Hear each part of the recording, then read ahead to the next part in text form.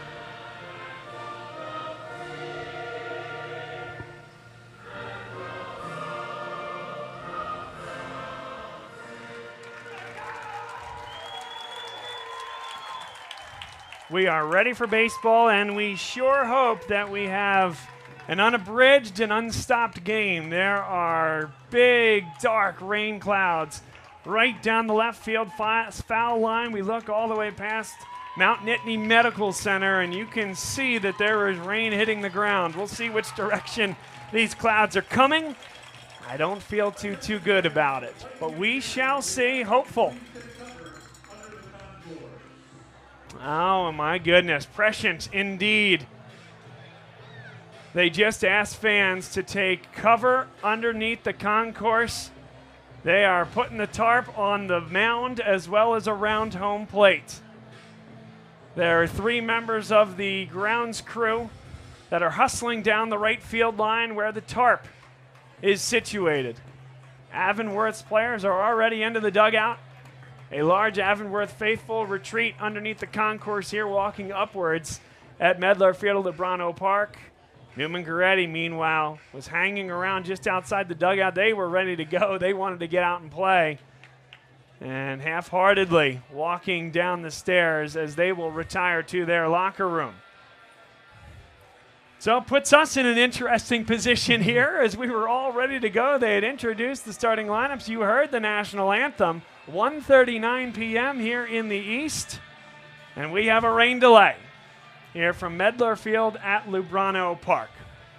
So hang with us, folks. We'll take a break and come back. You are listening to the PIAA 3A Baseball State Championship, and we'll see when we're able to get this thing going.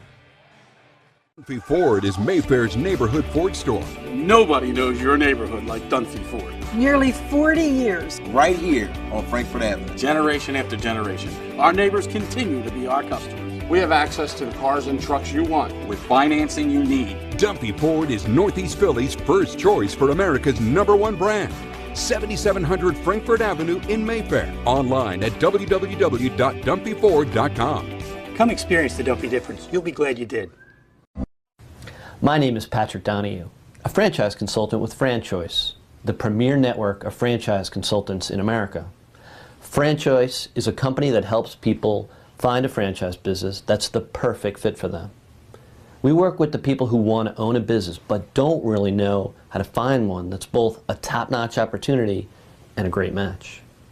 We specialize in franchise opportunities with the following 3 characteristics: low investment, high margin, and rapid break-evens. The best thing about our service is that it's free to the public. We're paid by franchise companies for this service. The process is simple. First, we do an introduction. Then the candidate provides me with information. We have a consultation based on that information, and we build what's called the model. Once we have that model, we'll share that with 3 great opportunities that match your criteria. I will follow up with you through the entire process. Obviously, the best opportunities fit the criteria mentioned above, and the right way to find those opportunities is to spend some time with the people who work with the very best franchise companies looking to expand in your local area. I'm humbled by your consideration, and I look forward to speaking with you soon.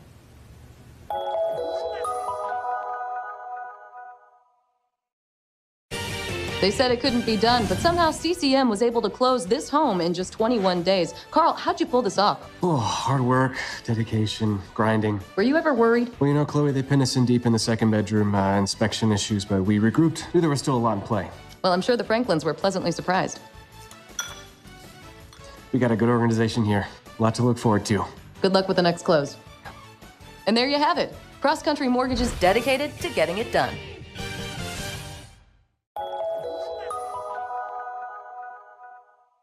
So, it's time for your business to renew your lease. Or perhaps you're right-sizing or relocating. This can be an exciting time, but it's also a major project to undertake. Hundreds of decisions to make, some of which may impact your business for the next decade. You know you need an expert on your side from start to finish. What if this expert had no conflicts of interest, no landlords to answer to, and a fiduciary responsibility to work solely in your best interest? Someone who knows the questions to ask, the levers to pull, the pitfalls to avoid. Enter the experts at Gola Corporate Real Estate. They've seen it all over the course of thousands of transactions in dozens of industries. GOLA gets it. And what if those experts came with a team? Subject matter experts to manage everything that comes with this process.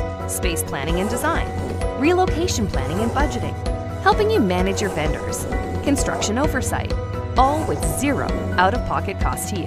A turnkey experience that adds real value, value that flows right to your bottom line. GOLA gets it. We've been partnering with clients like you for over 40 years, and we know what's important: solving problems, creating flexibility, protecting and stretching your dollars. Philadelphia-based with a national presence. Get to know GOLA. GOLA gets it. When your car needs repairs and you can't wait, Meineke can help.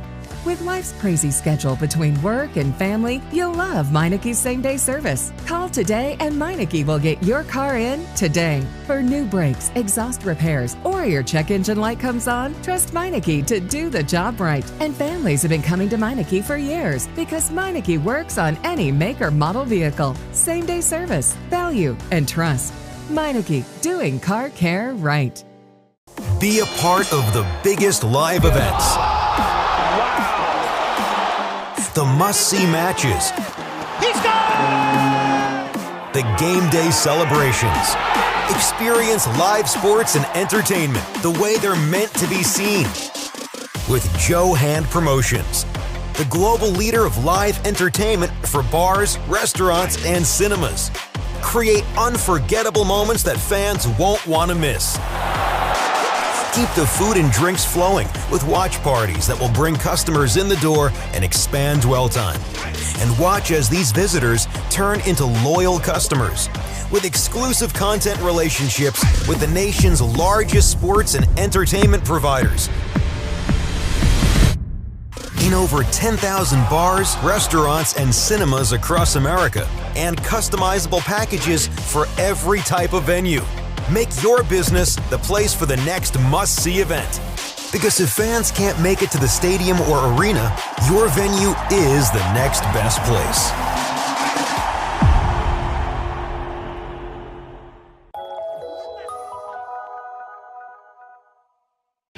What does this win mean? Been with the family for a long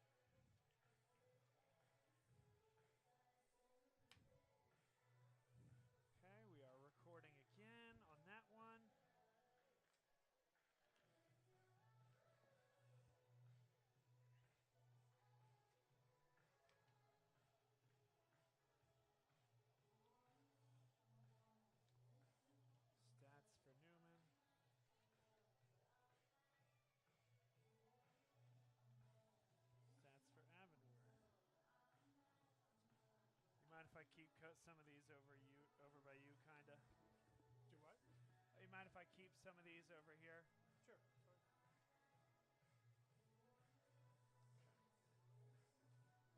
That's stuff I need.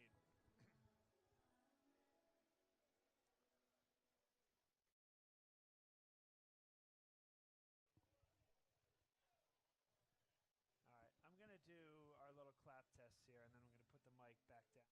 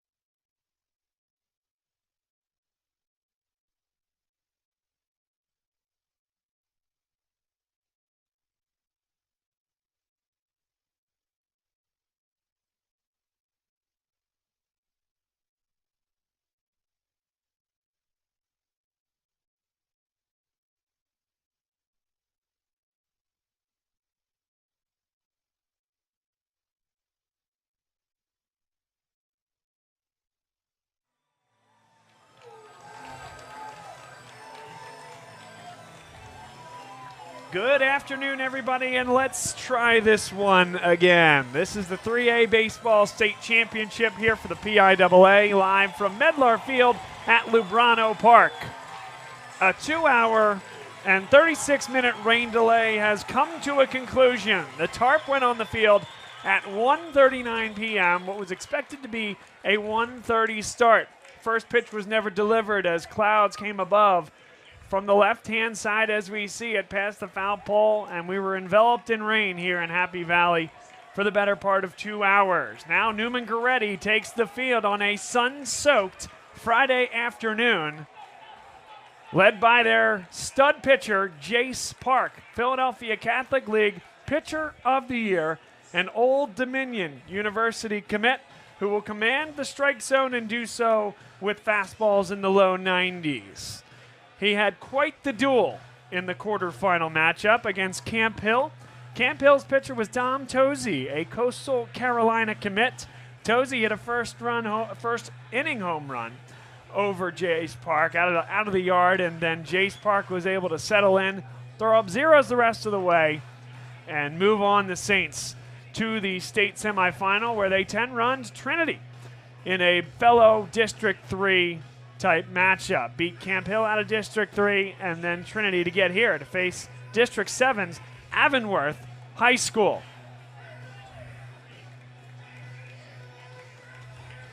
We'll go through the starters here for Avonworth, a very talented team coached by head coach Jeff Bywalski, who's done a nice job in his second year with the program. Brandon Sapolsky will be shortstop and bat first. Jack Dolan, third baseman, will bat second. Ben Barnes. Barnes is committed to Grove City College to play baseball and football. He'll bat third. Hunter Blackson will bat fourth. He'll play center field today. Mason Metz is the rock behind the dish for Avonworth, and he will bat fifth. Cooper Sharding will play second and bat sixth. Carson Frank, he will pitch and he'll bat for himself. Luke Zelenko, designated hitter, and Alex Rowe, the right fielder, will bat ninth. So at long last, Jace Park gets into the windup, high leg kick, and we are underway. And he hit the opening hitter, Brandon Sapolsky. Took a little nick to the left forearm as that pitch rode inside on a two-seam fastball, one man on the first pitch of the game. Tim Long is with me here on the color commentary. Turned out to be a heck of an afternoon after a lengthy wait. Yeah, it sure did. It's a great field here they have at Medler Field at Penn State University here, and great ground crew. They were able to get the water off the field quickly, and we're back to playing here. A fastball from Jace Park finds the upper part of the zone for strike one. Neumann-Goretti going around the outfield, left, center, and right. Christian Sharon, Andrew Dankinich, and Evan McCoach. Park checks on the runner, and a foul ball as a spinner got in the middle of the zone there. Jack Dolan up to the dish. He fouled it off, 1 ball and 1 strike. Around the infield, Will Goral at third base, Richie Rosati at short, Billy Smith, the second baseman, Anthony Capalla at first, with Jimmy Gallo back behind the plate for Neumann-Goretti. A good pickoff move there, unable to get the runner at first.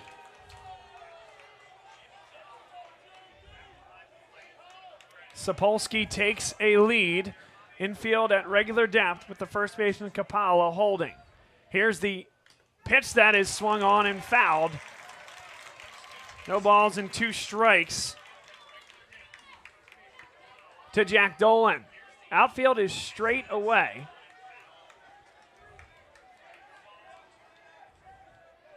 Bywalski is the third base coach. He peers in as Park looks twice to first, now brings it home. The 0-2 missed just high. A fastball came in at 87 miles an hour just across the letters.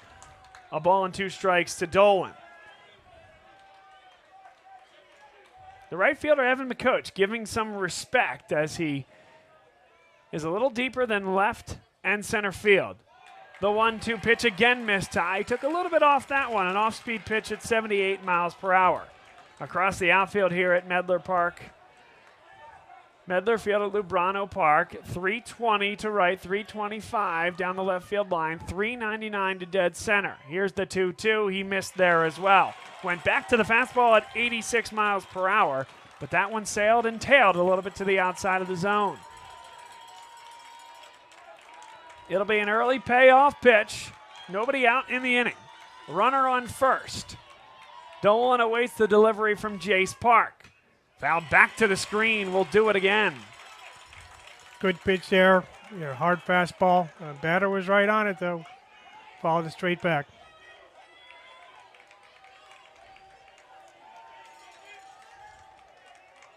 Third baseman Will Gural starting to shift towards the shortstop hole. Here's the 3-2. It's hit right at Gural. Well positioned. Goes to second for one. The out is recorded, and the second one got away. Tried to get it to first base. A nice job by Kapala after initially miffing it to get to the baseball and keep Jack Dolan on first. It's a 5-4 putout for out number one, and a big 3-2 delivery there from Park to induce the ground out. Good play by the third baseman. Came up on that ball, fielded clean. Got a good throw over to second. The relay to first, just a little bit off. The first baseman got handcuffed a little bit on that throw. Ben Barnes, the hitter. Barnes will be a football and baseball player at the next level. Right now trying to earn a state title for the Lopes. A curveball spun in there for strike one. Came across at the belt.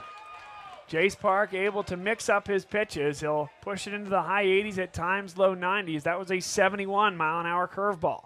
Here's the 0-1, another curveball, dots the outside corner at the letters for strike number two.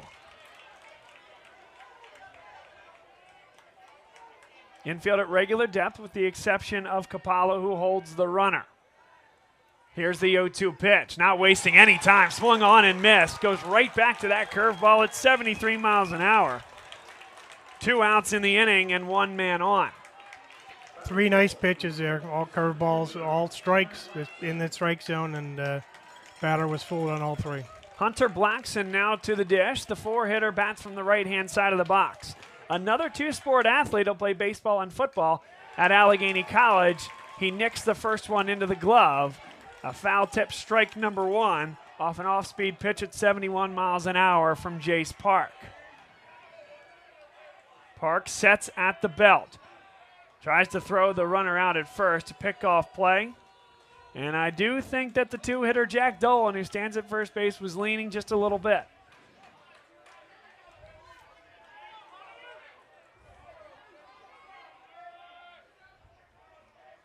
There goes the runner.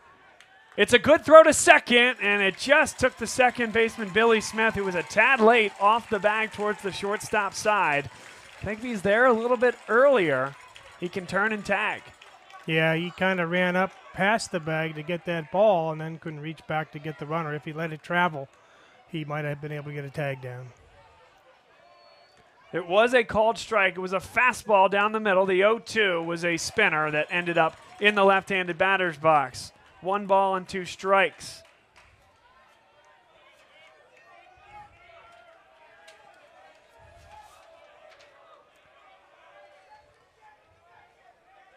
Dolan takes the lead. Swung on and missed strike 3 as Hunter Blackson waves at another off-speed pitch, this time 72 miles per hour. And that retires the side in the top half of the first inning. So a good start for the Philadelphia Catholic League Pitcher of the Year. And he's been in good company, especially recently. David Rodriguez was the Philadelphia Catholic League Pitcher of the Year last year and went the distance in a 6A title game, a win over Mount Lebanon to cap off the 2023 season. Does Park have that ahead of him? We'll find out after this. Dunphy Ford is Mayfair's neighborhood Ford store. Nobody knows your neighborhood like Dunphy Ford. Nearly 40 years. Right here on Frankfurt Avenue. Generation after generation. Our neighbors continue to be our customers. We have access to the cars and trucks you want with financing you need. Dunphy Ford is Northeast Philly's first choice for America's #1 brand. 7700 Frankfurt Avenue in Mayfair. Online at www.dunphyford.com. Come experience the Dunphy difference. You'll be glad you did. My name is Patrick Donahue, a franchise consultant with FranChoice, the premier.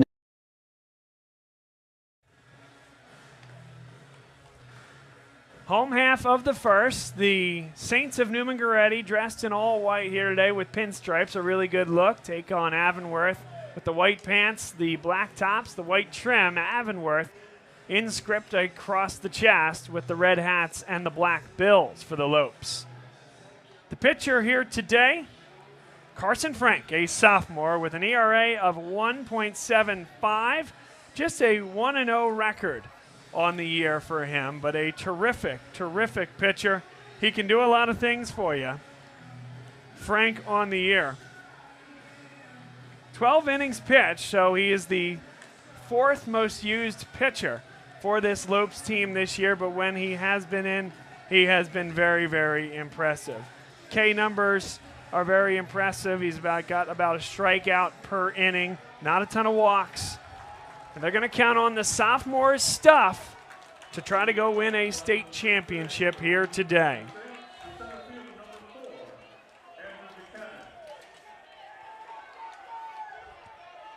Andrew Dankinich is the leadoff hitter for Neumann-Goretti. Dankinich hit the inside the park home run against Trinity in the state semifinal. He rips the first one towards center. Should be no problem, though. On to make the play is Hunter Blackson for out number 1.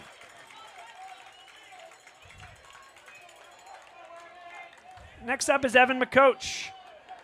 McCoach committed to Rutgers his freshman year of high school. Came in with a ton of promise and has delivered.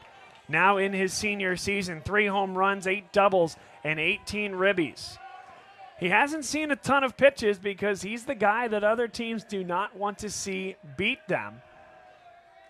And with Dankinich flying out to center in his first pitch that he saw, perhaps McCoach serve as that quasi-leadoff hitter to see a few pitches for his teammates. Looked like a communication problem there between the catcher and the pitcher, maybe making sure there are signs early on here in the game.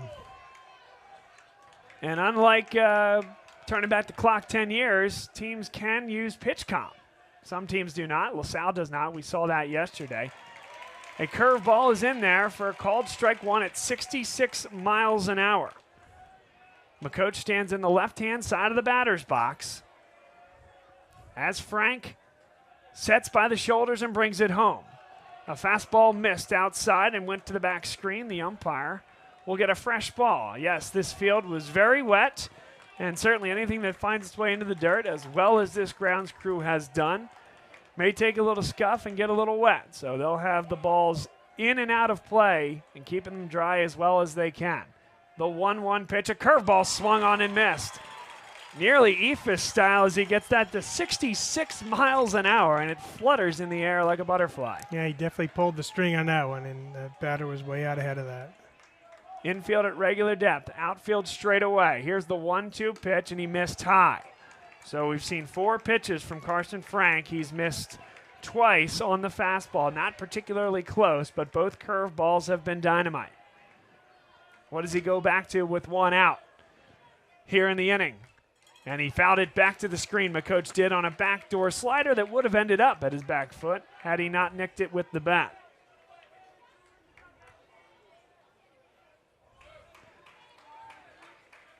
McCoach will redo those batting gloves. A big deep breath as he steps into the box. A wide stance with both feet basically tagging the edges of the box. The 2-2 swung on and missed, strike 3. There's that fastball. I got it over that time. Right outside corner, and he got it by him. And it really snuck up on him. The screen above reads 81 miles an hour on that fastball, but he really cocks that ball back. There's a lot of deception with how his body contorts, and you really don't see it until that ball is coming at you 60 feet, 6 inches away.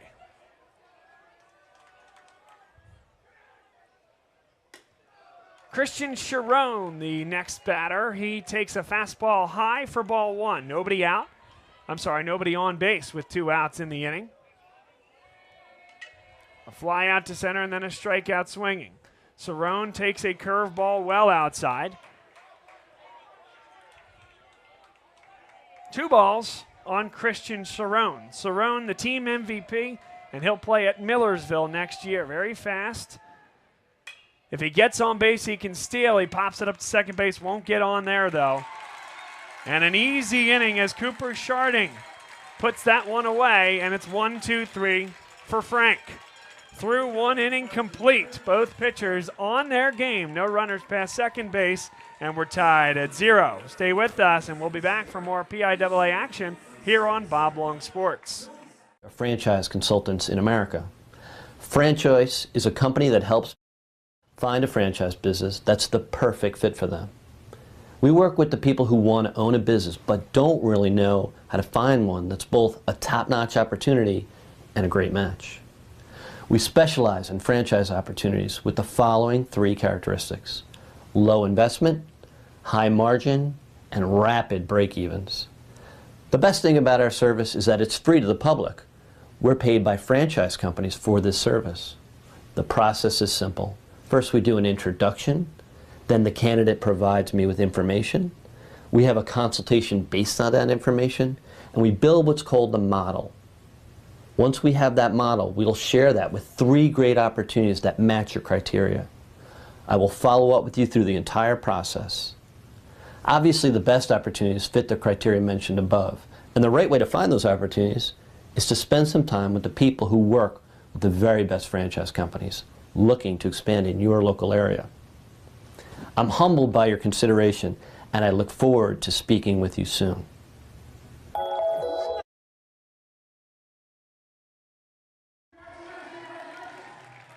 Top of the second coming your way from Medlar Field at Lubrano Park.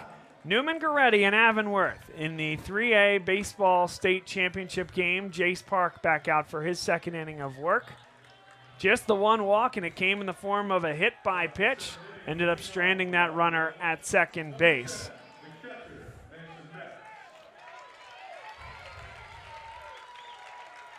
Mason Metz steps up to the dish, a .236 hitter on the year in 98 plate appearances. 1 home run on the year for him. He has some power, and he stands at the left-hand side of the box. Park goes into the windup, deliberate as he gets the leg and kicks forward. A fastball finds the outside on the corner for strike 1. 88 miles an hour that time for Jace Park. Park, the 0-1 pitch missed low. Both of these pitchers, a concern you think about after you're hot and ready to go and ready to run out onto the field for the first pitch, and then a 2.5-hour rain delay as he waves, does Metz, at a curveball in the inside corner, strike 2, is then having to shut it down for 2.5 hours and get hot again. Park was not quite warm yet, as that is tapped foul, a fastball that he tapped down the first base line. We were told that he was all stretched and had done some long toss, but had yet to get to the mound. That's not the same situation that Frank went through on the other side for Avonworth. He was ready to go out on the field, take 8 warm-up pitches, and start the game. Both guys look sharp early on. High fly ball to right field, but it is certainly within reach. And a nice play made in right field. Evan McCoach pulled that in with 1 hand, and there's 1 out in the inning. And to your point about the pitchers warming up, Bob, you know, most of these high school teams maybe have 3-4 guys on their team that they might, you know, throw in a game like this. And, you know, if you burn one warming up and then not getting on the mound, that can spell trouble for your team. So. That's absolutely right. And I guess warmed up or not, they were going to try to push Jace Park to get out there because he stands above the rest in terms of his plaudits and abilities out there on the mound. He does fall behind 2-0. A curveball missed, and then he spiked a fastball into the ground at 89 miles per hour. Cooper Sharding, the hitter for Avonworth. Sharding, .342 hitter on the year with 3 triples. And he gets ahead 3-0 with a fastball that missed above the letters. 1 out in the inning, nobody on. Outfield straight away, the infield at regular depth. Park quickly into the windup, and he finds the zone at the letters for strike 1. 86 miles an hour from Park on that one. 3 balls and a strike to Sharding. The pitch, that one is right at the belt. Down Broadway, he let that one go. 3 balls and 2 strikes. Now here's the payoff pitch. Swung on and missed, strike 3. He goes with the curveball. That was a pitcher's pitch there that probably was on the corner at the knees, even if he didn't swing. Sharding had no shot at that one. There's 2 outs. Nice job by Park coming back from a 3-0 count there. he's a no-nonsense pitcher. He receives the ball with a foot on the rubber, and he's ready to go with the next pitch momentarily after that. Here's Carson Frank, the starting pitcher for Avonworth, a chance to help himself with 2 on, 2 out, and nobody on. Beg your pardon. There's a fastball that must have missed just a little bit low. It was over the dish. Jimmy Gallo doing his best to frame it. 1 ball, no strikes. And that one was spiked into the ground. Umpire asked if they need a new ball before he could even ask. Gallo was pumping that one back to Park. Continuing to move quickly. A 2-0 count to Carson Frank. Swung on and missed on a fastball right down the middle. That one came on at 86 miles an hour from Jace Park. The 2-1 as Park kicks and deals. On the outside corner, a called strike 2. Sticking with the fastball to get to 2 strikes. Let's see if we see that off-speed slider. The 2-2 from Park. Swung on and missed, strike 3. He goes up the ladder with fastball to strike out Frank. And it's another terrific frame for the Philadelphia Catholic League Pitcher of the Year, Jace Park. Through 1.5 innings, still scoreless. And the Saints will come up to get their licks against Carson Frank the second time around.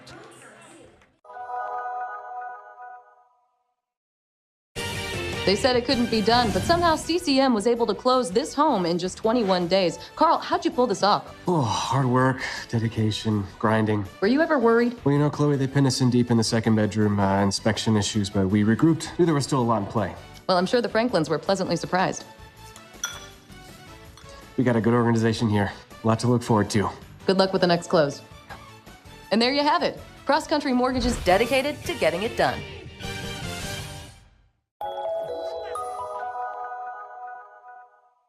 So, it's time.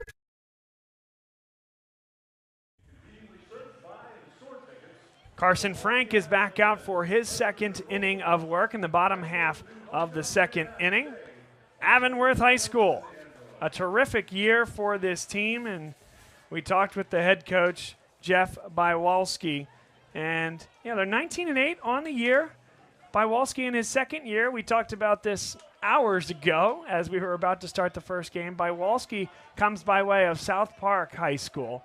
He went there, his family went there, they live in that school district. He was the JV coach for 3 years. And then the opportunity came up at Avonworth, and they are big rivals out there on the western side of the state. And it ruffled some feathers, but he did a great job coming over, building this baseball program in a very short period of time and having an opportunity to win a state title here today. Jimmy Gallo up to the dish and immediately fouls back a fastball to the screen. No balls and 1 strike. This is the first state championship game in the history of Avonworth School. 2 district championships, 1992, and you guessed it, here in 2024. Frank took a lot off that one, and he missed in the left-hand batter's box. 1 ball and 1 strike. Going exclusively out of the stretch here in the second inning, a fastball that missed just outside and perhaps a little low. 2 balls and a strike to Jimmy Gallo.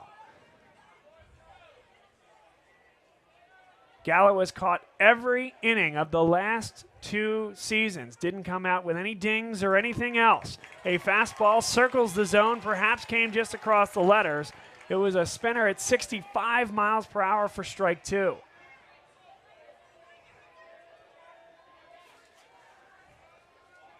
He sets at the stretch, brings it home, and that one barely got to the plate. One of those 60-foot curveballs there, 3 balls and 2 strikes. Third baseman Jack Dolan shading a bit towards the line. The rest are straight away here on the defensive alignment. Carson Frank stands and now deals. The 3-2 he missed. It was a fastball high and away. And the first sign of issue for Carson Frank. Didn't seem to trust that curveball to just bear down and throw it. Looked like he was guiding the off-speed stuff.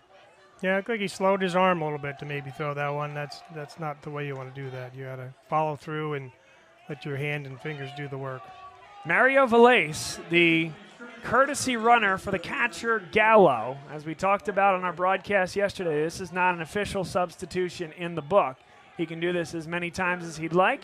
and for Gallo and the pitcher if he were to be running. That's a high school rule. So Valace has a big lead and they'll throw over. No issues there getting back sliding for Mario Valace. He's a football player. He's a speedster on the football field, so he does a good job pilfering 90 feet at a time as well. Here's the pitch, and a high fastball missed above the zone. Richie Rosati. Carpenter Cup, it means a big deal in the Philadelphia area, and Richie Rosati played on the Carpenter Cup team this year. Super athletic, probably a second or third baseman at the next level with a high baseball IQ. He plays shortstop for this Neumann-Goretti team. And a foul ball. As he started to move the bat, it may have caught either the knob or just above the grip for strike one. 1 ball and 1 strike to Rosati. Valace still with that large lead, and it forces Frank to step off. He's got the look of runnerish over there too, Bob. It looks like he's ready to go every pitch. The 1-1. He goes with a curveball. It's popped up, and it's going to make its way out of play on the right-hand side. 5 rows deep here at Medlar Park, and 1 hopping up and onto the concourse. A ball and 2 strikes to Richie Rosati. Rosati on the year, .329 hitter with 4 extra base hits to his name. The 1-2 pitch, and he missed low. Valace took 1 step towards second on that pitch and then stepped back. Might have been a good pitch to go on. He spiked a curveball into the left-handed batter's box. 2 balls and 2 strikes. Outfield remains straight away. Frank deals out of the stretch. And he spiked that one low. A great block behind the dish by Mason Metz. We're going to see 2 terrific catchers here today. Both coaches made special notes of how terrific these guys are behind the plate. Certainly saved a wild pitch on that one. You wonder if that runner on first is bothering him a little bit too. Now he's in the stretch. And he goes on 3-2. It's popped into right field, so Valace has to put the brakes on and come back to first. Put away in right field by Alex Rowe. A lazy fly ball that's made its way to the line. Good Valace play. back safely. Good play by Rowe there. He had a long run to come get that one. It was up in the air quite a ways, but made a long run to come get that. You like the aggressive base running there, though. 3-2, even less than 2 outs. You'll see a lot of teams, particularly if you trust the batter to get the ball in play and have the right discipline at the plate, start the runner and get things in motion. But Rosati down on the fly out to the right fielder. A fastball finds the outside corner to Will Gural, the 6-hitter. Gural, .329 on the year, a 2-year starter. OBP of .452 with gap-to-gap power. He awaits the 0-1 delivery, and that one's low. Took something off that one, did Frank. 78 miles per hour in the dirt. Good block again by Metz. Infield straightaway, except for Patrick Bykowski, who holds on the runner at first. Curveball again, slowed down that arm like you mentioned, Tim, earlier. Missed it high, 2 balls and 1 strike. And that can start to be, with really good hitters, can start to be a giveaway. If your fastball looks different coming out of that arm slot, then you're off speed stuff. Valace goes, and it's popped up in the infield. Valace again has to turn around and head back to first. Bykowski makes the play. Valace back in time, 2 away. Straight up in the air, right over to the first baseman. Had to move about 3 steps to come in and catch that one. Made a nice play on it. So now as Neumann-Goretti heads to the bottom of the lineup, this is the left fielder, Christian Meitzler. He got in the lineup the last 10 games. A freak athlete, and would not be surprised given where they are in the lineup and what he can do for you in this spot to see Valace take off on one of the early pitches with 2 outs in the inning, and they recognize it. They tried to throw over, had Valace leaning. He's back in time. He's done that a couple of times where he kind of gets out there and takes an extra step before he throws the ball, and it's a little dangerous, but he got back that time. That was Carson Frank's B move, I think. The A move probably gets him on the lean. This time he brings the A move, but Valace was there to get back. He was on the back foot, ready to dive back to first. And this is a spot, too, where, you know, if you can get that guy to second with 2 outs, a base hit will drive him in. Fast guy, try and steal that base maybe. A curveball just missed for ball one. Valais, by the way, on that pitch had what we call a one-way lead, where it's as aggressive as you can get, but you're going one way, and that one way is back to the base. He leaned back to first as he delivered to the dish. The 1-0 pitch finds the inside corner for strike one. 1 ball and 1 strike with 2 outs. A man on first here in the bottom of the second, a scoreless contest. Valais has shortened that lead now, and he's actually leading back, so I don't know. Guess he's maybe not thinking about running so much now. Well, he's looking over at Nick Nardini, the third base coach, and the former Neumann-Goretti Saint great. There he goes. He's getting out there now. And now he there goes. One hop throw to second is not in time. In there, sliding safely, head first, is Valais. 2 balls and a strike now, and a runner in scoring position. Head first slide into second, got under the tag. The good throw from the catcher, but just got the tag down just a tad late. Valais is very quick. It felt like he got a little bit of a late jump, but he made up for it. 2-1, 2 outs, and he missed on that one. A curveball in the left-hand batter's box forced Mason Metz to reach. Big spot here now. If you can get a lead in one of these games, you know, it really helps your cause. And with a guy on second, one of your good batters up here, a base hit can drive him in. 3 balls and a strike. The left fielder playing deep. And he missed. A nice block again by Metz. That one was not close. Went back with the curveball on a 3-1 count. So it was described, Christian Meitzler, as the Lonnie Smith of the team. Certainly that's a compliment there, and you don't want to groove a 3-1 fastball to Lonnie Smith. Here's Billy Smith, the most sure-handed player on this team, a 3-year starter. 68 chances defensively. As Smith pops one up, it's going to be a tough play at first by Koski. Could not get there. He dove onto the warning track, if you will, near the dugout, and was about a half length short. No balls and 1 strike. Good effort there by the first baseman on a tough, short pop-up. He gave it all he had and laid out for that one, but couldn't quite get it. So Billy Smith will play at Holy Family next year. We talked about his 68 chances defensively, 28 putouts and 40 assists. That's right, that adds up to 68. 0 errors on the year for Billy Smith. He takes a fastball on the outside corner for strike 2. But Frank, that was 77 miles an hour, just looking to get it over here. Now he's ahead. Can he get creative against Billy Smith with 2 men on, 2 outs in the bottom of the second? Here's the pitch. He missed high. He went with the fastball again in the high 70s, a ball and 2 strikes. Tough spot here for Frank, but you got to give him credit as a sophomore. You know, in the state championship game, starting the game, and he's done a good job so far, mixing it up. Here's the 1-2 pitch. It's grounded towards third base. A sure-handed play. Fired to first. What a scoop by Patrick Bykoski. Dolan charged the ball well. The throw got away from him, and Bykoski makes an incredible pick. That ball bounced not in that kind of clean pick area, Tim. It was a very, very difficult ball to handle, and that takes a run off the board for sure. So through 2 complete, both pitchers have kept the opposition off the board. Stay with us as we come back for the top of the third. To renew your lease, or perhaps you're right-sizing or relocating. This can be an exciting time, but it's also a major project to undertake. Hundreds of decisions to make, some of which may impact your business for the next decade.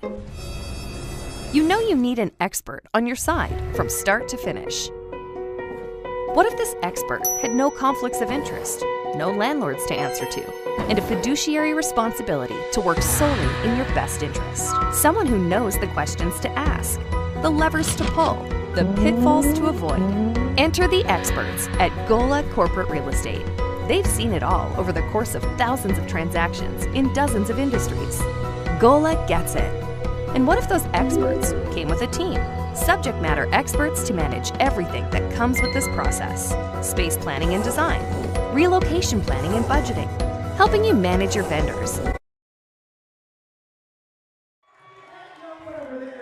A terrific scoop by Patrick Bykoski ends the bottom half of the second inning, and with a runner on third with Valais' speed, Tim, You would have been looking at a run on the board for sure for Neumann-Goretti. Big play there, Bob, with 2 men on base. If that ball gets by him, and that almost skipped in that area where the grass meets the dirt, and if it hits that and bounces by him, you are going to get some run scoring. So Luke Zelenko steps in. He took a pitch for ball number 1. Quickly back to action as Jace Park does not waste any time. A fastball in there for strike 1. Infield straightaway for Neumann-Goretti as Zelenko waves at one. May have caught a piece as it got past the catcher into the back screen. They'll replace the baseball, a ball and 2 strikes. Parks works within about a 5-foot circle on that mound. He doesn't leave the rubber very far, and he throws hard. Here's the 1-2 pitch, and he spiked that one into the dirt. Interesting story on Luke Zelenko. For a long time, Avonworth thought he was just a pitcher and struggled early. Had to go a different direction. Took on hitting. He's done a terrific job, but he saw a heck of a pitch there from Park on the other side. The knee buckling curveball for strike 3.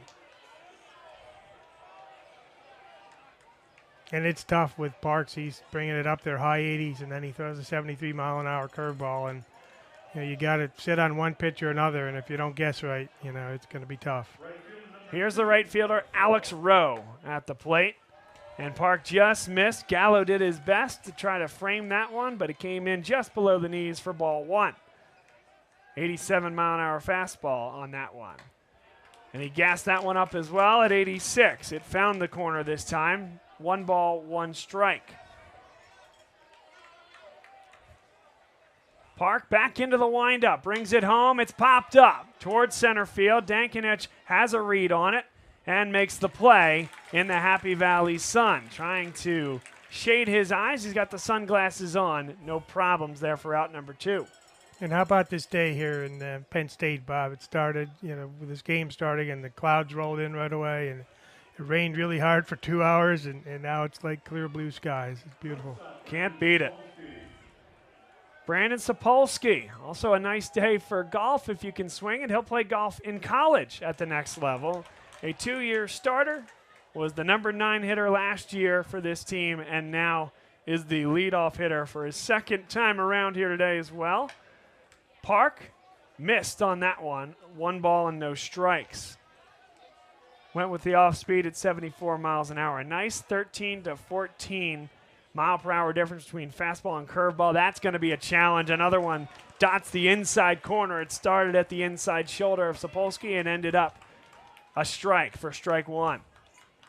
Here's the 1-1 pitch. Swung on and missed. And actually, that was strike 3. So the board was a little bit behind. We talked about Quick Rick yesterday, the scoreboard operator for the Chicago Cubs. Park outdid Quick Rick there. That was strike number 3 and out number 3 in the top half of the 3rd inning. So the baton has been passed to Carson Frank. Can he match what Jace Park has been able to do through 3 innings? We'll find out. Construction oversight, all with 0 out-of-pocket cost to you. A turnkey experience that adds real value. Value that flows right to your bottom line. Gola gets it. We've been partnering with clients like you for over 40 years, and we know what's important. Solving problems, creating flexibility, protecting and stretching your dollars. Philadelphia-based with a national presence. Get to know Gola. Gola gets it. When your car needs repairs and you can't wait, Meineke can help. With life's crazy schedule between work and family, you'll love Meineke's same-day service. Call today and Meineke will get your car in today. For new brakes, exhaust repairs, or your check engine light comes on, trust Meineke to do the job right. And families have been coming to Meineke for years because Meineke works on any make or model vehicle. Same-day service, value, and trust. Meineke, doing car care right. Be a Anthony Capalla steps into the plate, into the box. Bottom of the 3rd, the first pitch from Carson Frank is high for ball 1. Looked like Frank slipped a little bit on the mound there. He's playing with the divot that your landing foot falls in, and he's back on the mound ready to go here.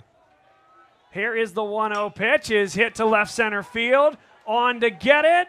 Not quite in time. Ben Barnes dove for it and did not get the glove on it. Backing him up on the play was Hunter Blackson, holding Kapala to a single, but the first hit by either team here today comes from the 9-hitter from Neumann-Goretti, Anthony Kapala. Kapala, a guy that we were told, hey, if there's a bunting situation, he's bunting.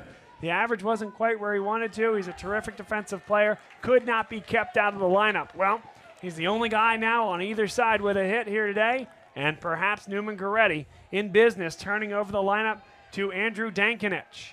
Good swing on that ball. Cut it off the end of the bat a little bit, and that's kind of what let it fall in front of the outfielders, but a good swing on it.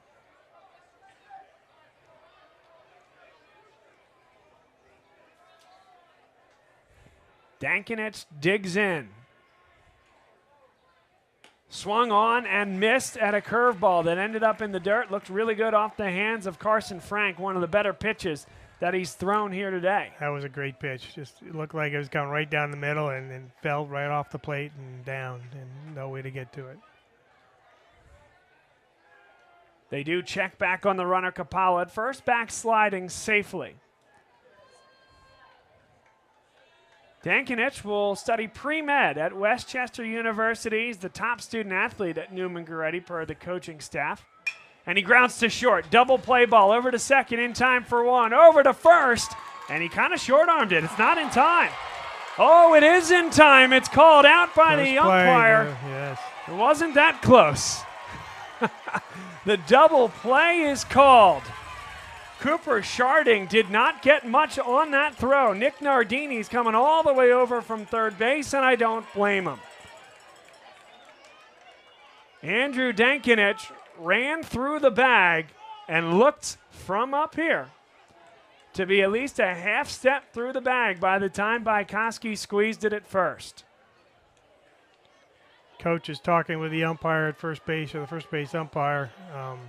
They rarely win these in high school baseball, but maybe he will ask for a second opinion. The home plate umpire is kind of strolling out there, but that's the end of it. He's out. You know what? Baseball's a tough game. These are terrific umpires, a great crew here today, and great crews do miss calls. We don't have the replay on it here, but I think a lot of folks around the park saw it differently. A big 2 outs there for Carson Frank. And you know what? Whether he was safe or out, that's a double play ball all day. Got it from the leadoff hitter. A terrific job by the sophomore starter for Avonworth.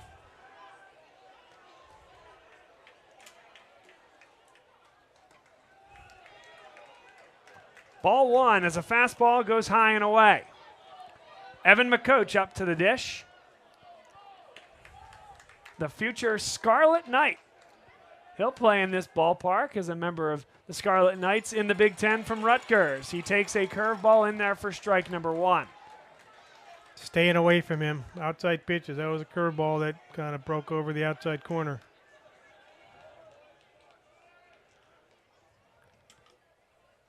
Here's the 1-1. He pops it up to left field. Ben Barnes shading his way towards the line, settles under it, and makes the catch with two hands. So the big play in that inning is the double play ball. Neumann-Goretti did not like the call at first base, but Carson Frank, what a job by the sophomore, giving up 10 to 12 miles per hour on his fastball to Jace Park, and yet only giving up one hit through 3 innings. We'll come back for the top of the fourth. This one is moving here from Medler Field. The biggest live events. The must-see matches. He's gone! The game day celebrations. Experience live sports and entertainment the way they're meant to be seen. With Joe Hand Promotions, the global leader of live entertainment for bars, restaurants, and cinemas. Create unforgettable moments that fans won't want to miss. Keep the food and drinks flowing with watch parties that will bring customers in the door and expand dwell time. And watch as these visitors turn into loyal customers with exclusive content relationships with the nation's largest sports and entertainment providers. in over 10,000 bars, restaurants, and cinemas across America, and customizable packages for every type of venue. Make your business the place for the next must-see event. Because if fans can't make it to the stadium or arena, your venue is the next best place.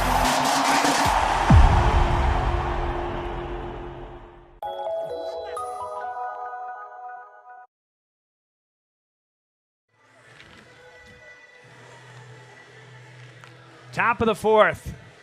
Both of these pitchers have been dealing, certainly making up for what was a 2-hour and 36-minute rain delay. First pitch was around 4:25 p.m. by the time it was delivered to the dish, and here we are on the top of the fourth, 5 o'clock p.m. in the east.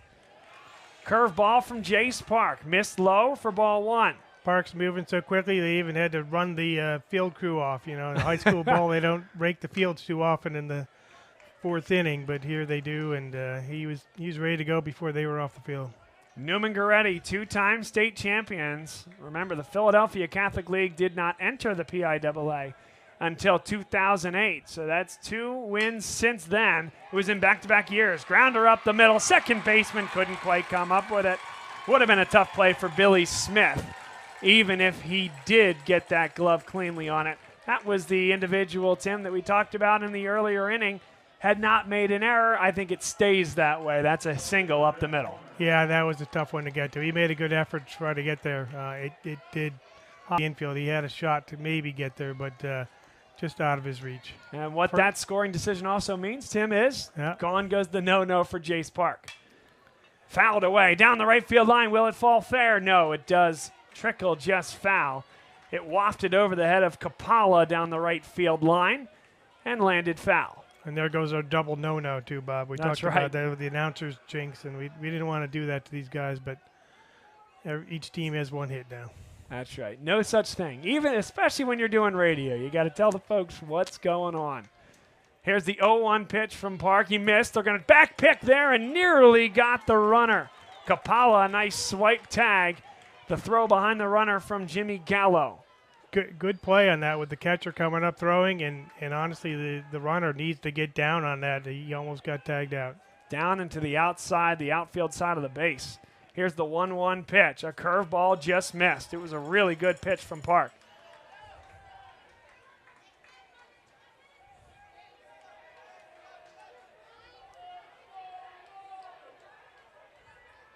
Park sets, looks twice, and now brings it home. A fastball is ripped high and away, and thank goodness that is non-breakable glass up here in the booth, because that one whacked off one of those glass windows in the suite level.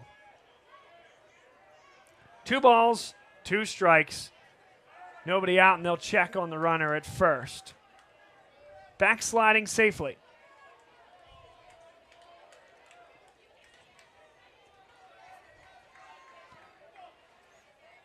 Dolan is at first and on for the second time, the first time he reached on a fielder's choice. Curveball is fouled away to the Neumann-Goretti dugout. Ben Barnes. He's kind of hit 2 now foul balls, Tim, like cue balls with a lot of English on them. But he's getting his bat on the ball. You know, it's a spot where you got a guy in first. Might be a spot where he can try to steal a base, because you know he can kind of get his bat on it. Runner goes, swung on and missed. Throw to second is not in time. Oh, there you go. A good slide there by Jack Dolan. They got the runner started on that pitcher's count, and they get the runner to second with 1 away. Here is Hunter Blackson. Blackson will play baseball and football at Allegheny College next year. He's had a terrific season, and he stands on and swings at the curveball on the fresh count. No balls and 1 strike. Big spot here for Avonworth. You know, got a guy on second, only 1 out. You know, base hit between the next couple guys coming up here and get him in. Blackson, 306 hitter on the year. Able to leave that slider that went down into the dirt. 1 ball and 1 strike is what I have. The scoreboard has 0-2. I don't believe that was just called a strike. The 1-out pitch is high. Scoreboard has 1-2. 2 balls, 1 strike. I got 2-1. That's the home plate umpire just put it up. 2 balls, 1 strike. And now the scoreboard reflects the same. Infield straightaway, outfield shaded just a touch to right. Swung on and missed at the curveball, evens up the count at 2-2. Big spot for Neumann-Goretti here if he can get a strikeout. Park looks once to second, now twice and delivers. Curveball, and he just missed above the letters. He might have wanted that one. Gallo behind the dish, maybe just momentarily double clutch before throwing the ball to back to Park. Outfield now definitely shading more towards the right field line. Here's the 3-2 pitch, and a curveball is hit right off the end of the bat again, truly off the butt of the bat like a cue ball. And that's what a 15 to 16 mile per hour differential between fastball and curveball can do for you. Get those hitters off balance. Blackson, big spot, payoff pitch. And he leaves it above his hands. A fastball at 85 miles per hour. Missed for ball 4, and now there are 2 men on with 1 man out. Runners on first and second for Mason Metz. Metz batting .236 on the year with 5 doubles, and he's legged out 3 triples. Very impressive from your catcher. A big boy standing in the left-handed batter's box.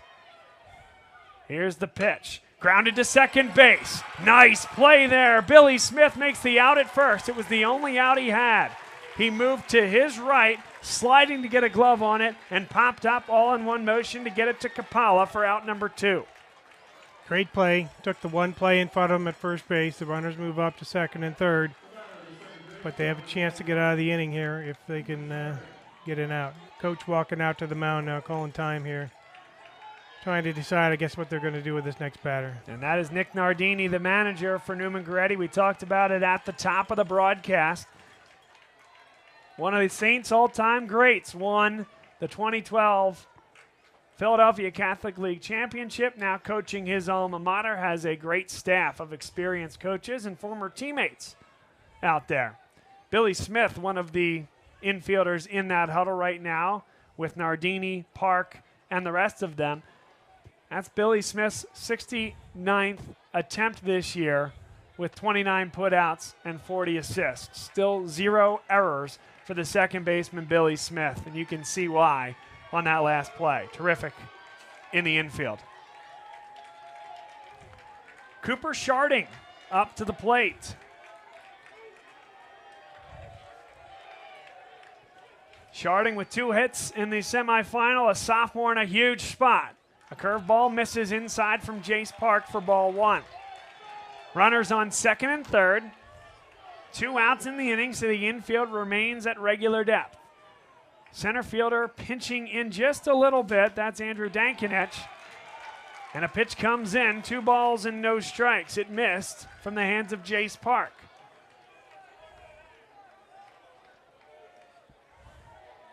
Sharding sets with those hands way above his helmet, rips it to shortstop on 2 hops. No problem for Rosati. Over to first. Another great, looked like a great pick, but they said he was safe. Now they call him out at first, and that first base umpire is going to have Avonworth. Really disappointed and frustrated. It actually looked from here to me like a good pick, but it was a very, very late call from that first base umpire.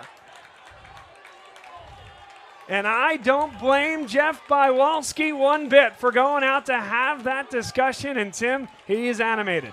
Looks like they're claiming there was a bobble, but I think the first base umpire's thinking that it was on the transfer to throw it home. Well, this gets very, very interesting. Unlike the last inning where Neumann-Goretti was called against for a double play where they thought that the runner had clearly run through first base before the ball had gotten there. There was no conference. Now there will be a conference. All 4 umpires stand just to the right of the mound as we see it. Jeff Bylowski is out just shy of home plate, and they stick with the call. The meeting adjourns. It's the first base umpire that sticks with the call, and that saves not 1 but 2 runs from scoring It was an incredibly difficult hop.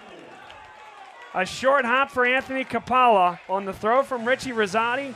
It maybe looked like he bobbled just a little bit, but that ball never left his glove, and it was well short of the runner getting to first base. Even on a bobble, it never left. If he squeezes that and keeps that back foot on the bag, I think it's the right call. I mean, he came out of his glove with the ball, and he threw it into the dugout, unfortunately, but, you know, the out was already made. That was the key.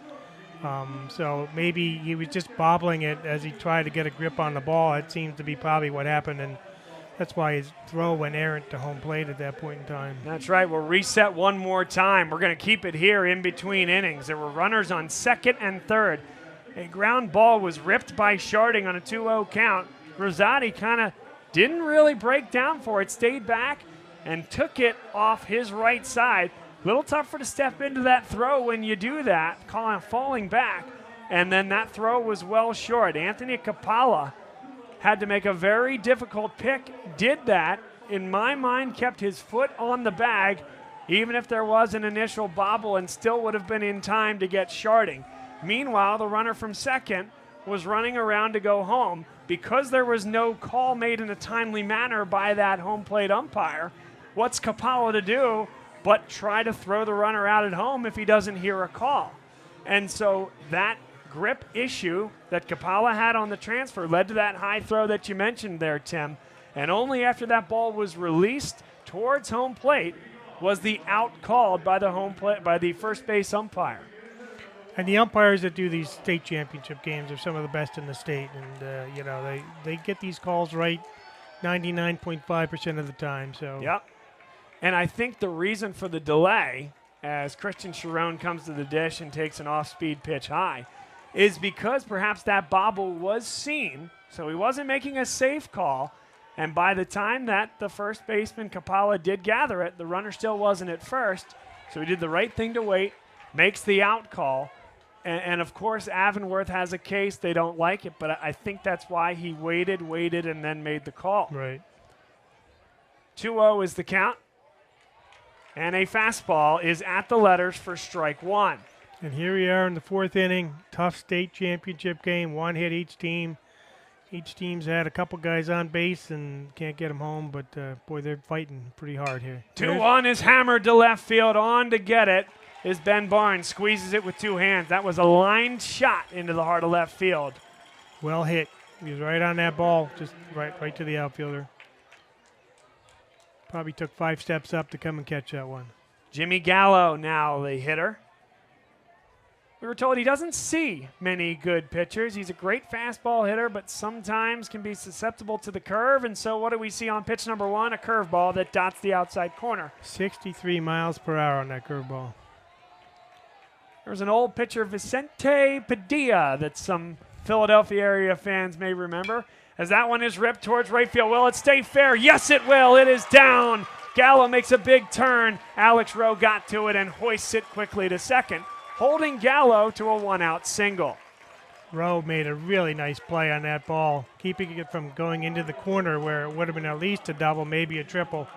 By cutting it off and getting it before it got to the wall there, he was able to hold him to a single. So Vicente Padilla had that ephus pitch where there's a slider, then there's a curveball. It's going to be a little slower than that. Then there's the ephus, which rolls in at 55 miles an hour, goes to the sky and plants back in the zone if he's doing it right. This is not an ephus pitch. But Carson Frank does a terrific job freezing hitters with that 63-mile-an-hour curveball that we've seen a few times. And that one hit. It was a fastball that hit the shoulder of Richie Rosati. 2 men on with 1 out here in the bottom of the fourth inning. Hit him square in the back. He tossed the bat towards the dugout and ran down to first. Quick substitution note. Mario Velez is back out there. Gallo on base for the second time today, and so Velez replaced him after the 1-out single. He now advances to second on the hit by pitch. Will Goral, the next hitter. He'll play at Rutgers Camden, and he was described as having gap-to-gap power. Would be a timely one here. With these deep gaps, it gets all the way to 410. We talked about 320 to right, 325 to left, 399 to center. 410 to a left field, left center, if you will, nook. This field has the exact same dimensions, heights, etc. of PNC Park in Pittsburgh. Avonworth pitching coach just ran out to the mound there to have a chat with Frank and probably settle him down a little bit.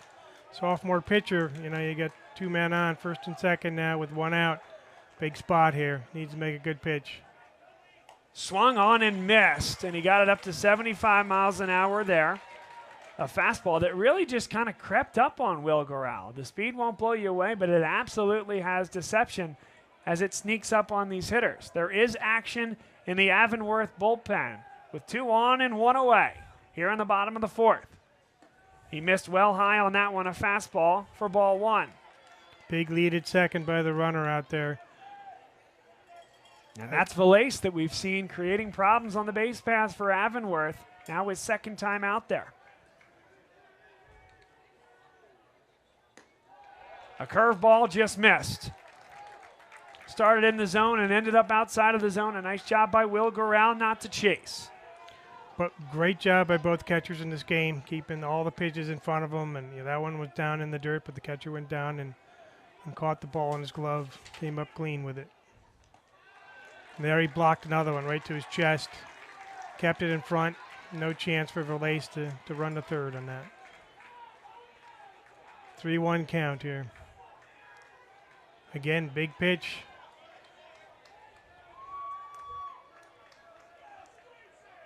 Three balls and 1 strike, 2 men on. First baseman pinches up. And he missed it just off the outside corner. It was at the belt, but just off the plate. Bases loaded, 1 out. And the 7-hitter, Christian Meitzler, to the dish. So the pitching coach for Avonworth looked down to the bullpen, see how the pitcher's doing warming up. But he looks like he's just kind of getting going. Tim, you've coached baseball for many years. What do you do in these situations? Well, they're playing back here. They're playing for the double play. And that's hammered to left field. Will it hook foul? Yes, it will. Well hit. Well, it was over the outfielder's head, but landed just foul. Actually, 1 strike. Bounced off the wall and came back in play, but that doesn't count. So. That's right. So, yes, what do you think about in these situations? You have a young pitcher out there. You have help in the bullpen. 1 out. You trying to get him through this inning, or how do you see what your guy I think has left? you have to avoid the big inning here, right? You got to get outs here. So I think playing for the double play up the middle is the right thing. Corners are in. They're coming home with it if they get a ground ball. But up the middle, shortstop, second baseman, they're going to try to turn 2. And turning 2 would get you out of the inning. 1 out. Bases loaded. Chris Meitzler at the dish. The 1-1 pitch missed outside.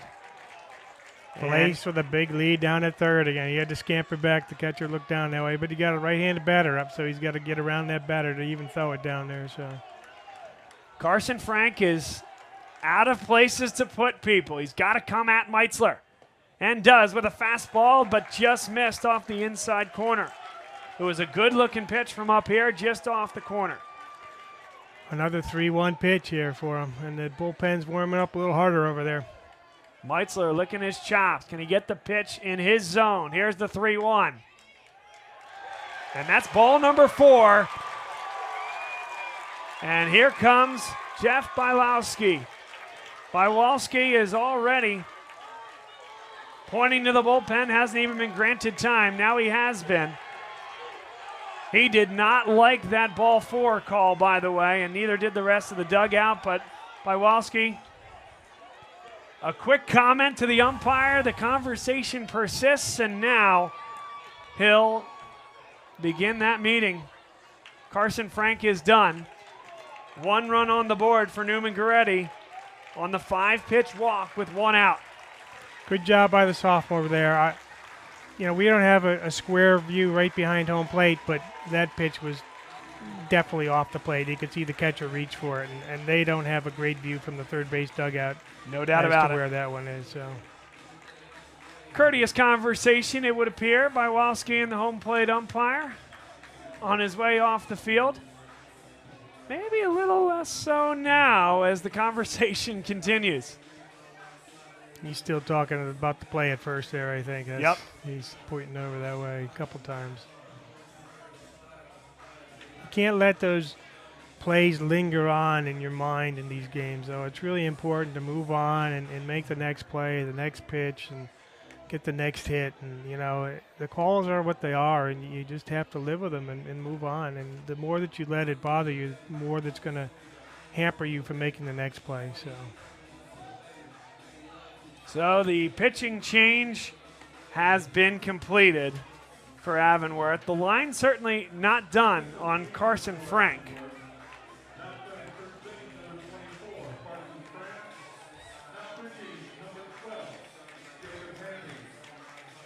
And for Avonworth, number 12 comes into the pitching spot here, Jacob Haney. Jacob Haney is the number 3 starter on this team. He pitched the last 4 innings of the semifinal. Cooper Sharding had a sore arm, and he was a guy that you might otherwise see in this position. So interesting that it is Haney. He's pitched great all year, though, and goes right at the hitter for Neumann-Goretti as we are back to action. 1 strike as that one was fouled back to the screen. 80-mile-an-hour fastball right down the middle, fouled straight back. There's 1 out. Bases are loaded. The corners remain up. Scoreboard's not right again, but Neumann-Goretti's up 1-0 here. Ours is, though. Fastball just missed, perhaps low. A ball and a strike. So, yes, 1-0 Neumann-Goretti. You see it on the top left of your screen. Here's the 1-1 pitch to Billy Smith, and that one just missed above the letters. 2 balls and a strike. 1 pitch could get Haney out of this inning. Here is the 2-1, and he missed low there, spiked that one into the dirt. Another 3-ball, 1-strike count. Billy Smith looks like that old style player, you know. He got dirty knees, dirty pants. The white cleats look more brown than white. He's ready to go. Here's the 3-1, and he missed there.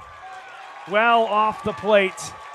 And another walk, walks a 2nd run home for Neumann-Goretti. It's an RBI for Billy Smith here in the bottom of the 4th. And for Avonworth here, you've got to stem the bleeding here, right? You've got to get some outs, as we talked about. You need to keep this to a minimum and not let Neumann-Goretti, build a huge lead here through walks and errors and things like that. There's no errors. I shouldn't say errors, but they need to throw strikes and make Neumann-Goretti hit the ball. They only have 2 hits. So. And who they've walked him? 7-8 in the lineup. This is Kapala, the 9-hitter, who did get on base. He was the first Neumann-Goretti Saint to get on base an inning or 2 ago. He could really break this open here. A fastball misses. It's 1 ball and 1 strike as the first one found the zone. 1 out. Center fielder playing a little shallow here. That's Hunter Blackson. Here's the 1-1 pitch. Fouled back to the screen. He's down 1 ball and 2 strikes is Anthony Kapala.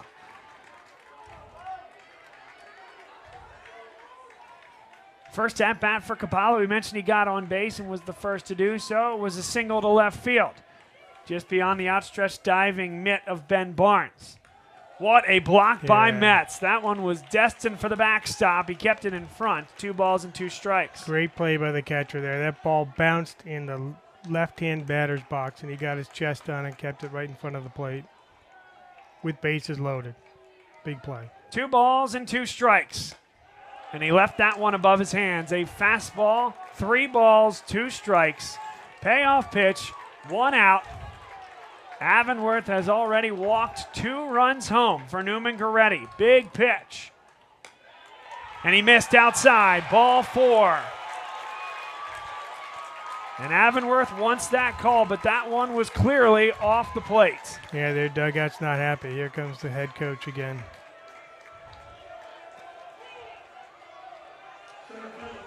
Jeff Bywalski asking for time. He'll come out and meet with Jacob Haney. I think he's got a few words for the umpire while he's walking out there, too. And he's also talking to his catcher, Mason Metz, who is particularly frustrated. He wants a couple of those pitches. Another player running down to the bullpen for Avonworth, too. They're going to get somebody else loose quick. A long conference here at the mound. It is as beautiful a day as it could be. You would never know the torrential downpour that came down a few hours ago. It actually cooled things off here today as well. It's a 3-0 lead for Neumann-Goretti.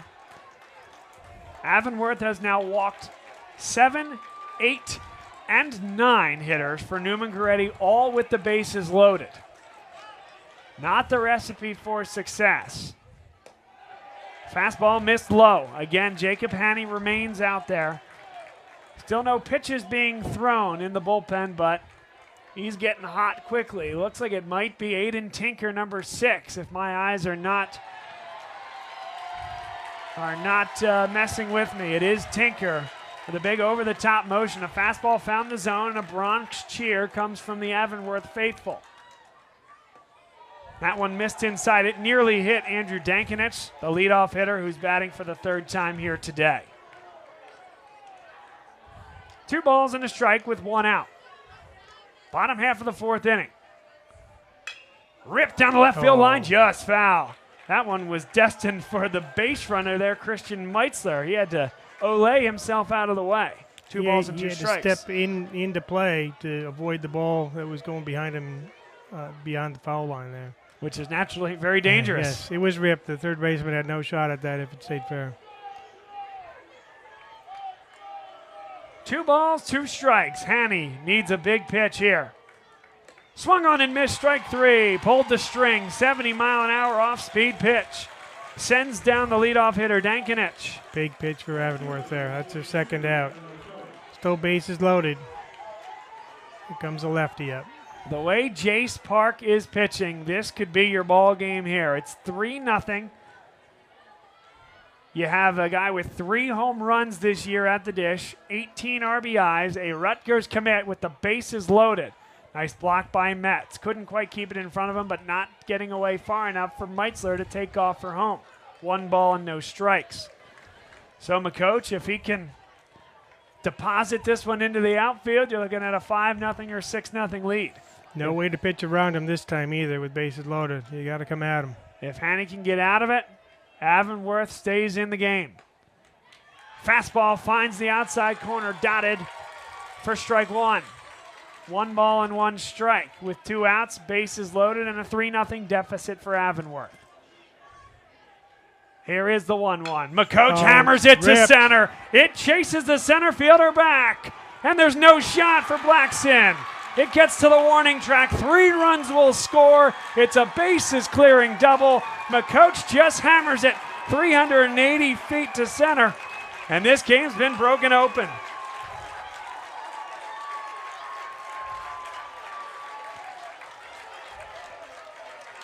And this Neumann-Goretti crowd, they brought a nice crowd here today, and they are as loud as they've been all afternoon. That ball was hammered. The center fielder turned and ran and tried to make it over the head catch, made a good effort on it, really good effort, but it was just hit so hard he couldn't get there. Christian Sharon, he is coming to the dish, the 3-hitter.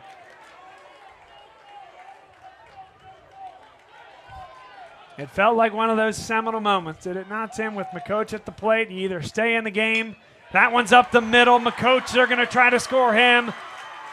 Blackson will fire with all he's got, and that's going to go way high. Goes back to the screen, and Cerrone will go to second. It's a 7-0 game on the RBI single by Christian Cerrone. McCoach was on his horse, and there was no shot to get him at the plate.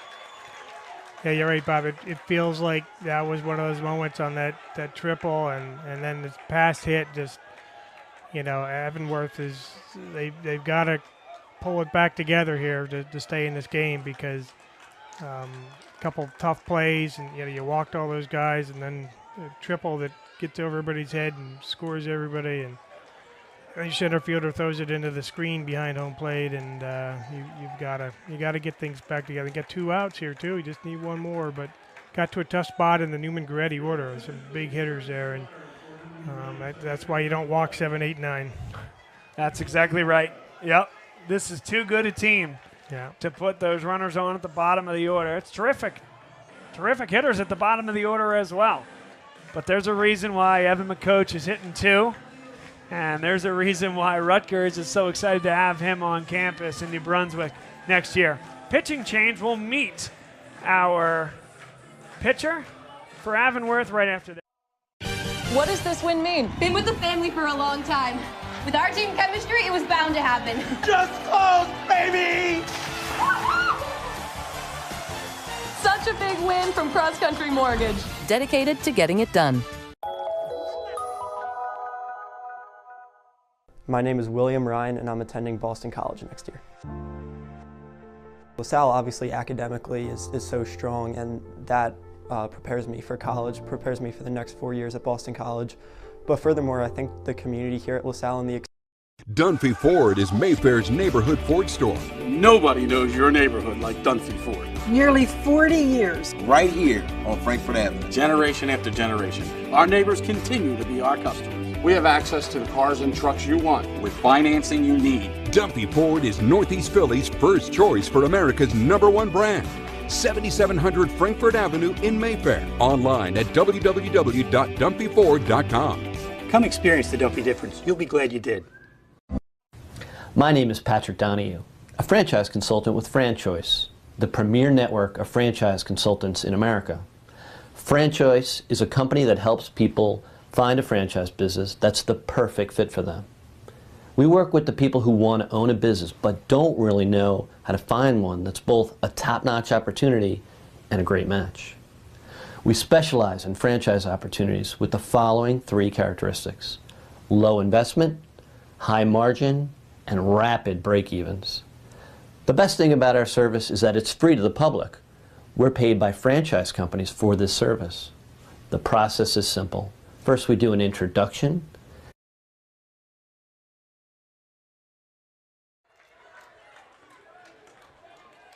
Welcome back, folks. The first baseman, Patrick Bykowski, the lefty, is in to pitch to Jimmy Gallo with 2 outs, grounded towards shortstop. Sapolsky has it, over to first in time. And that ends the inning. But not before 7 runs on 3 hits and 3 walks for Neumann-Goretti.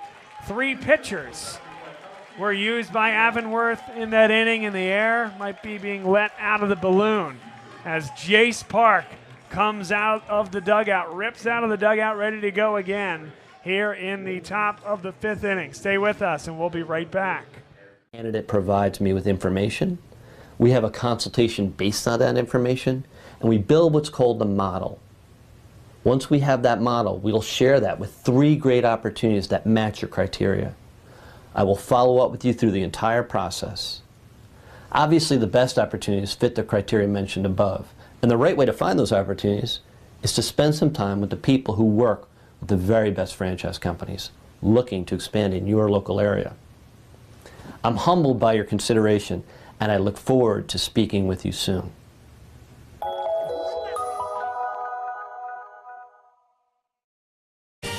They said it couldn't be done, but somehow CCM was able to close this home in just 21 days. Carl, how'd you pull this off? Oh, hard work, dedication, grinding. Were you ever worried? Well, you know, Chloe, they pinned us in deep in the second bedroom, inspection issues, but we regrouped. Knew there was still a lot in play. Well, I'm sure the Franklins were pleasantly surprised. We got a good organization here. A lot to look forward to. Good luck with the next close. And there you have it. Cross Country Mortgage is dedicated to getting it done.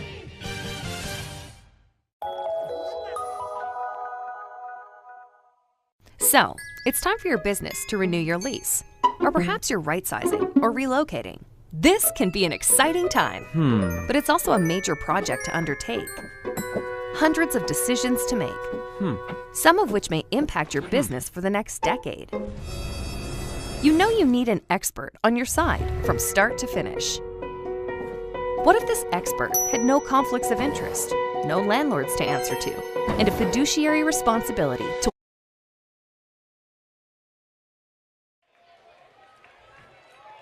Top of the 5th, Jace Park back out to continue his work. He's given up just the one hit here today. Carson Frank fouls that one up and away into the sweet level. Frank was the starting pitcher, had 3 very, very good innings. It all fell apart in the 4th, but he remains in the game at first base. Park rips that one up to 87 miles an hour, but it missed for ball number 1. A ball and a strike with nobody out. Infield at regular depth. Outfield shaded a bit towards right field. A little bit of chin music at 85 miles an hour. A fastball missed high and inside for ball 2. I thought I heard a double click there, but everybody seems okay that it didn't hit him. So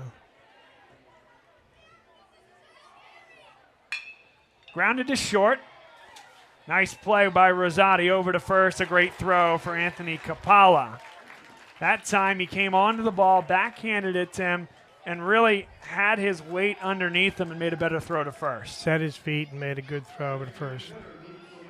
Remember, Rosati was the one at least that introduced that situation where Kapala at first made a tremendous pick. The question was, did he bobble it? I think the answer is yes, but he kept his foot on the bag, repositioned it, got the ball squeezed in the glove before the runner got there. It would have led to 2 runs coming around to score by Avonworth if that wasn't the last out of the inning called by the first base umpire.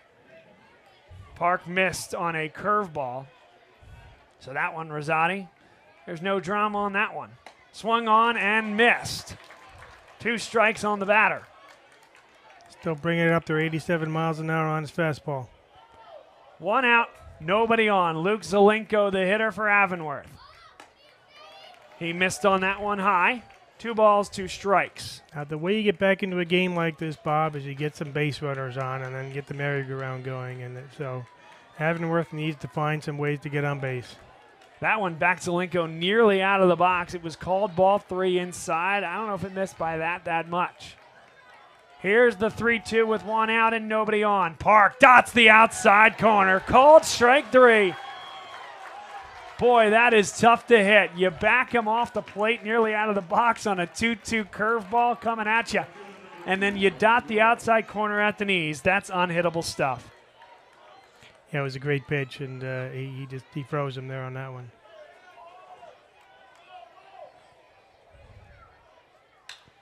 Hit into right field. On to get it, no problem. For out number 3, Neumann-Goretti. They are on to the bottom of the 5th, leading by 7. Stay with us. We are Bob Long Sports broadcasting the game here for the PIAA 3A Baseball Champion. In your best interest. Someone who knows the questions to ask, the levers to pull, the pitfalls to avoid. Enter the experts at Gola Corporate Real Estate. They've seen it all over the course of thousands of transactions in dozens of industries. Gola gets it. And what if those experts came with a team? Subject matter experts to manage everything that comes with this process. Space planning and design, relocation planning and budgeting, helping you manage your vendors, construction oversight, all with 0 out-of-pocket cost to you. A turnkey experience that adds real value, value that flows right to your bottom line. Gola gets it. We've been partnering with clients like you for over 40 years, and we know what's important: solving problems, creating flexibility, protecting and stretching your dollars. Philadelphia-based with a national presence. Get to know Gola. Gola gets it. When your car needs repairs and you can't wait, Meineke can help. With life's crazy schedule between work and family, you'll love Meineke's same-day service. Call today and Meineke will get your car in today. For new brakes, exhaust repairs, or your check engine light comes on, trust Meineke to do the job right. And families have been coming to Meineke for years because Meineke works on any make or model vehicle. Same-day service, value, and trust. Meineke, doing car care right. Be a part of the biggest live events. The must-see matches. He's gone!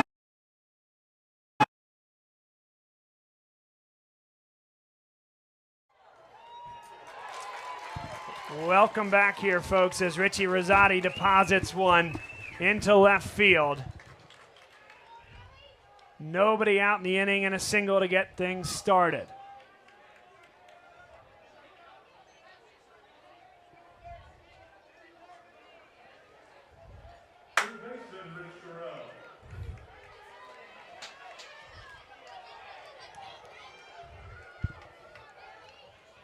It's the bottom of the 5th inning, and Neumann-Goretti leads 7-0. Bykowski stays out there, pitching for Avonworth. And it's Will Goral, the 6-hitter for Neumann-Goretti.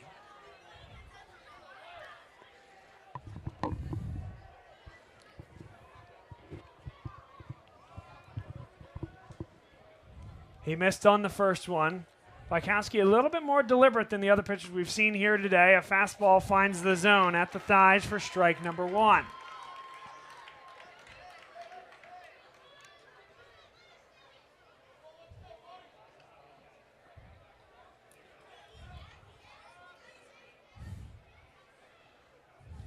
He checks twice, now 3 times on the runner at first, brings it home, and he missed inside. That's going to allow the runner to get to second base and perhaps third. He takes 3 steps towards third and puts the brakes on. It's the first pitch I got by either catcher today. They've both done a great job blocking the balls. That one was in the dirt and just tough to handle. 2 balls, 1 strike to Will Goral.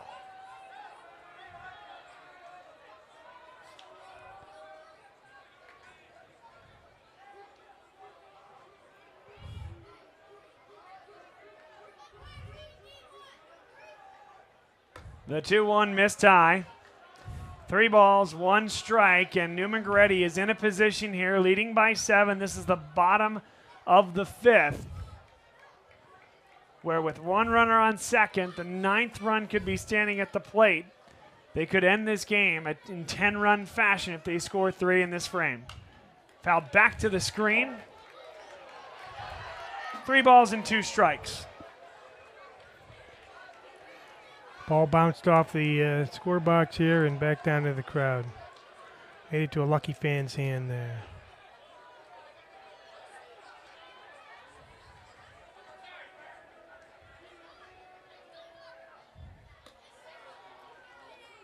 Ball 4. Yep, on the 3-2 pitch, another walk, and that has been the bugaboo all day long, particularly in the most recent innings for Avonworth. 2 men on. Outfield at regular depth, and here comes Chris Meitzler. Meitzler got the walk train started earlier in the contest. That led to 3 straight walks where there were 3 straight RBIs, and then the big hit from Evan McCoach to put up Neumann-Goretti 6-0. Avonworth getting deep into their bullpen here, too. They got both a righty and a lefty. 2 righties, I guess, warming up there now. You're already on your 3rd pitcher.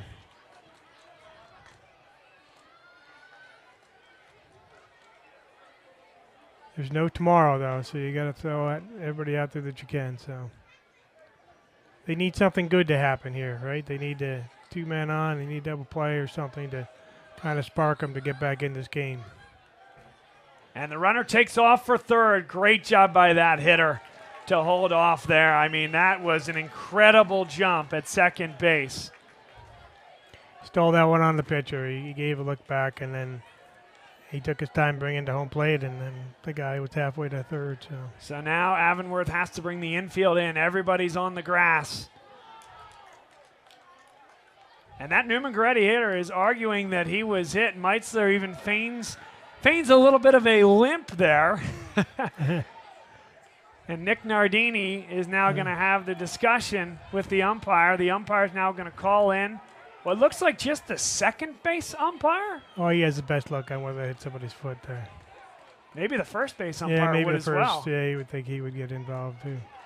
Yeah, they gave And him if the you base. believe this, Meitzler is headed to first base, the third base umpire, the one that probably wouldn't have the best view, but you know what?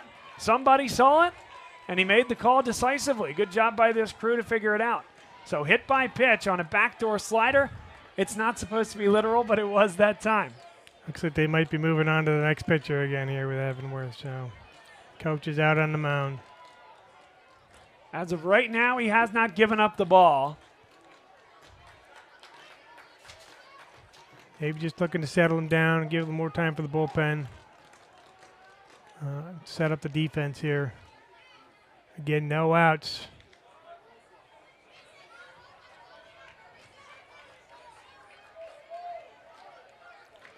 It's just a conversation at this point. The umpire was coming out to get the head coach, and he's going to leave Patrick Bykowski in.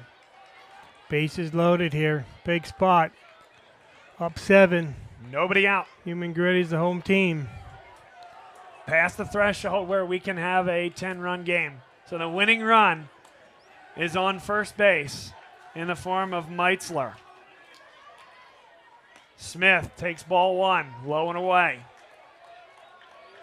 Now the sun's just creeping over the score box here behind home plate, and the pitcher is kind of looking up into the sun. The infielder's looking up. They got the shades on. The 1-0. Smith heads this back back to us towards here. us. It'll come up a little shy. 1 ball, 1 strike. Infield in. Trying to make a play at home here. Nobody out. Can't give them any more runs. Here is the 1-1 pitch. Smith takes a belt-high fastball for strike 1, or beg your pardon, strike 2. He's down a ball and 2 strikes with nobody out. The infield in, bases loaded in the bottom of the 5th. Here's the 1-2. He missed inside. Tried to slide one across there at 71 miles an hour. A decent slider that starts over the plate, and good discipline by Billy Smith.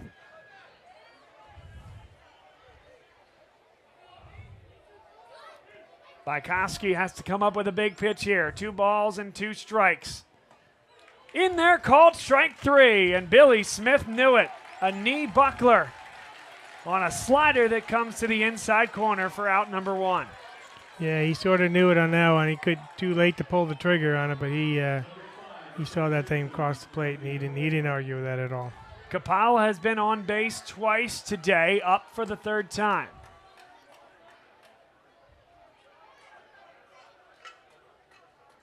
Kapala swings and misses, not even close. A slider that ends up in the dirt. That is a good pitch for Bykowski.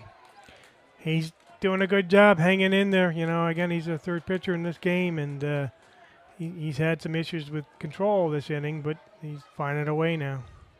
Here's the 0-1, missed well high. That one sailed on him at 70 miles an hour. The infield, corners are up. The middle infielders are at double play depth. They're willing to take the chance to go with a double play up the middle to try to end the inning. Fastball at the letters for strike 2. Not deep double play depth, but kind of even with the bag. You know, they're up halfway in the infield. They're not back by the edge of the grass where they would normally be. A ball and 2 strikes with 1 out. The left-hander Patrick Bykowski brings it home, and he missed high and away. Mason Metz has to slide to get that one. Of course, the theory of being halfway up is if the ball's hit really hard to you, you can come home with it. And if it's a softer hit, then you try and turn 2 here. Yeah. So. But, of course, even if it's hit really hard right at you, you feel better about your chances to get 2 and end the inning versus getting 1 at home. Very true. Ripped back to the screen. Kapala stays in it on the 2-2 foul away.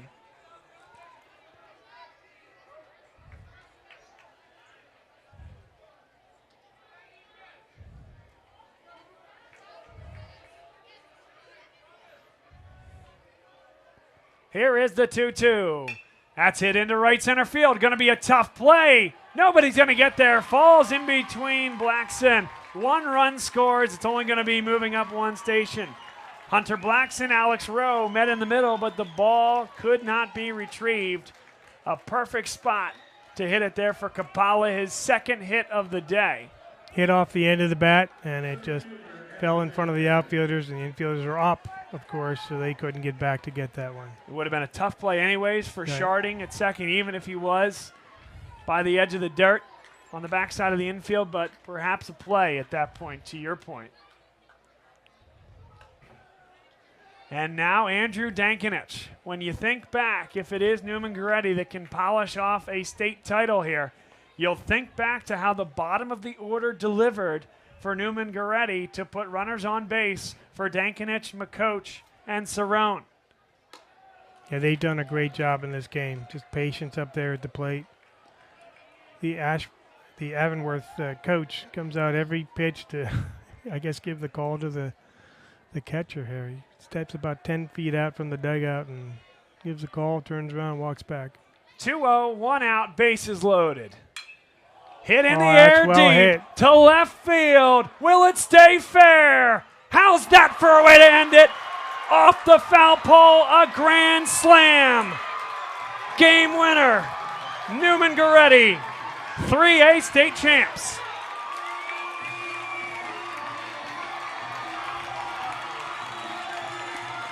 He gets a bath at home plate and now a dog pile. Neumann-Goretti, for the third time in program history, has won the state championship. The big hit from the leadoff hitter, Andrew Dankinich. And can you even script this?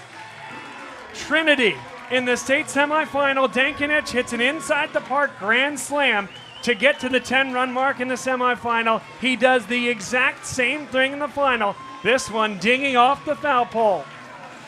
And that was almost Carlton Fiskish, you know, where the ball's going right down the line and he's just willing it to stay fair. And sure enough, it bounced off the fair foul pole out there with the screen. And home run grand slam. What a finish and what a team. Certainly Dankinich will go down in Neumann-Goretti lore. And I'm looking about 25 feet to my left, a lot of the terrific writers across Pennsylvania. I'm going to rely on one of them to tell me if anybody in postseason history has ever ended the semifinal and then the final on grand slam home runs. I'm going to guess the answer is no. It's a terrific job and obviously a great hitter. And congratulations to Neumann-Goretti on their state championship.